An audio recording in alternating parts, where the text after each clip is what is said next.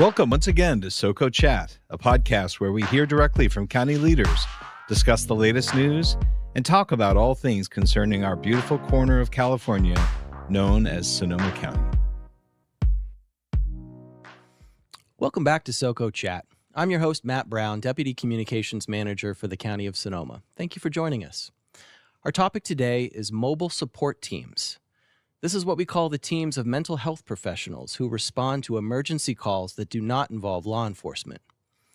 Our guest today is Wendy Tappon, a program manager in the county's Department of Health Services who oversees the mobile support team program. But before we get to our interview, I want to start with our trivia question. Our question today is, who is the director of Sonoma County's Behavioral Health Division? If you know, call us at 707-565-2242 or email us at publicaffairs@sonoma-county.org. If you are correct, you will be entered into our weekly drawing for a chance to win a SoCo Chat coffee mug. And with that, let's get on with our discussion. Welcome, Wendy. Thank you for having me. Thank you for being here. We appreciate it. This is an important topic, and I want to dive right in. Really just want to start talking broadly about these mobile support teams. Many listeners aren't familiar with them. What do they do? So the great thing about Sonoma County is we have a long history with mobile support teams. Our county's mobile support team started in 2011 with funding from the Mental Health Services Act. And it came from community discussion about how to support law enforcement with those high acuity calls for 911 calls that were coming in for people who are experiencing suicidal ideation or severe psychosis and how to help with that. Over the years, we have changed and adapted to where we're at now. And I'm very excited about where we're at with mobile crisis currently. Well, yeah, I wanted to mention some of those changes. So I understand this year was a really big change for the mobile support teams. Where do they operate now, and what are some of these big changes that we've seen this year? We have several mobile crisis programs throughout Sonoma County. In the South County, the SAFE team operates. In the city of Santa Rosa, there's the In Response program. And then Healdsburg has its own program called CORE. And then the mobile support team with Sonoma County operates in the entire county, and we partner with all of those programs.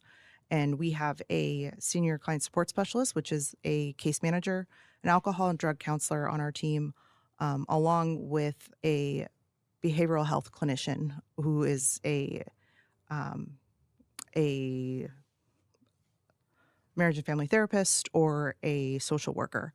And so that multidisciplinary team, some who have lived experience, will go out to anywhere within the county who is experiencing a mental health crisis of varying degrees. It doesn't have to be that high acuity any longer because we no longer have to respond solely with law enforcement any longer.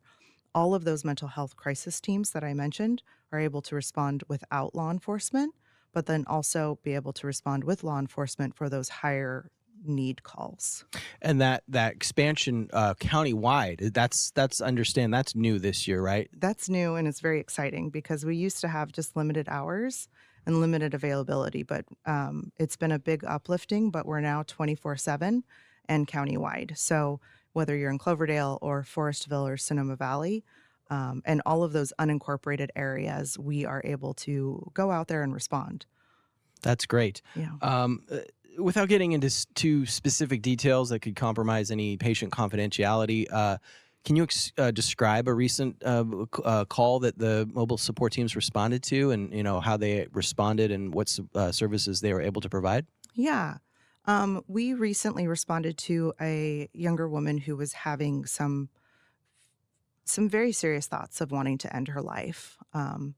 These thoughts weren't going away on their own, and she was trying to tough it out and see if they were going to go away. She started reaching out for help and wasn't quite getting the support that she was hoping to.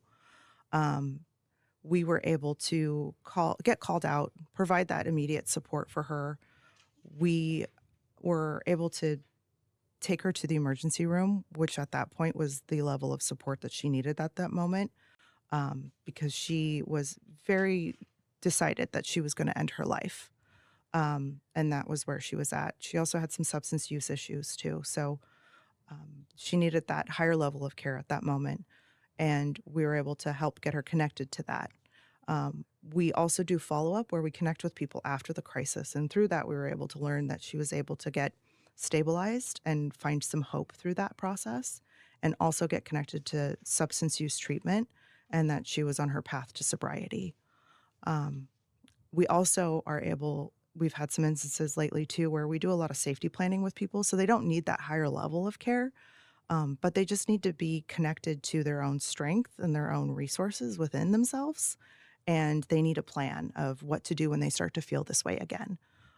So that's also been really great, is to be able to come alongside somebody and say, if you start to feel this way again, let's create this plan on what you can do if you start to feel this way. And we always love those moments too. It's about getting the appropriate and the right response for somebody when they're in that crisis. Yeah, it sounds literally life-saving for people Yeah. that need this, and Yeah. able to turn people's lives around. So that's great. So we mentioned that there is different times where the mobile support team would respond rather than, say, law enforcement. Can you explain the differences between mobile support and law enforcement, and when it would be more appropriate to call mobile support than, say, the sheriff's office? Yeah. You can always call our number, and we can always triage and make sure that it's appropriate for us to go out, or it would be more appropriate for law enforcement to go out first. Instances where it's going to be more appropriate for law enforcement is going to be if somebody is needing immediate emergency response. And that would be when safety is at risk. I like to say that we are a crisis team. We're not an emergency team. We don't have lights and sirens. We're not going to be able to get there immediately. So if that's the type of service that you need, that's a call to 911. And we want to make sure that that is still happening. So if there's an immediate threat to violence, or somebody's immediate personal safety, we want to make sure that it's either law enforcement or emergency services like an ambulance. If you call us, we'll make sure you get connected to those services too. But if you call us and somebody is still feeling like they are experiencing thoughts to harm themselves and they have a weapon, then we'll still co-respond, but we'll need to have law enforcement come with us. And we call that a co-response. And so we always want to make sure that people are still getting a mental health intervention, but there might be times where we respond with law enforcement, and that's in times of safety, when there's threats being made to harm somebody else or harm themselves and imminent danger is being mentioned. Gotcha. But if there's not, and things are safe, there's no issues of safety or concern of safety for anyone else, we're able to respond by ourselves and do transportation by ourselves too. Good. Before we go further, remind our listeners of that number that people can call to get these mobile support teams responding. It's 1-800-746-8181. And say that again. 1-800-746-8181. Good. And we'll put that number in the comments as well to let people know about that. So how was the mobile support teams funded, and how was it able to expand? So originally we were funded by Mental Health Services Act, but with our big expansion, we needed additional funding, and I'm very thankful that we had Measure O. Remind us about Measure O again. Measure O was was passed, I want to say 2 years ago. It was a ballot measure, a quarter-cent tax that came through on the ballot and was passed by Sonoma County residents. And I'm extremely thankful for it, and by the Board of Supervisors and the Measure O Oversight Committee. Because of that, we were able to expand our staffing, which went from a smaller team to a much larger team. It uplifted our call center, which now operates that number, where we can triage and help get our teams out to the people where they need to be, and also coordinating with 911 and law enforcement, and then also for us to be able to have 24 staffing and countywide. Yeah. So this is Measure O tax dollars at work. A very visual It visual is. thing to see with that tax money. That's exactly what it is. Yeah, that's great. You mentioned the other citywide programs. Some of the cities have programs similar to the mobile support teams. Yeah. How talk about those again, and how the county's teams interact or work with them. Yeah. So with the In Response team in the city of Santa Rosa, we have one of our clinicians that's embedded in the team. So we have a partnership with them because they're a multi-agency collaborative. So we've been working with them from the start of their program operating. And with the SAFE team and the core team, we're working with all of the agencies right now to collaborate on a multi-city collaboration. And it's been an exciting work because we want to make sure that we're all supporting the community in the best way that we can and making sure that each community is supported the best way that works for their community. So I'm very impressed with all of the work that all of those teams are doing and how we've been coming together to work together.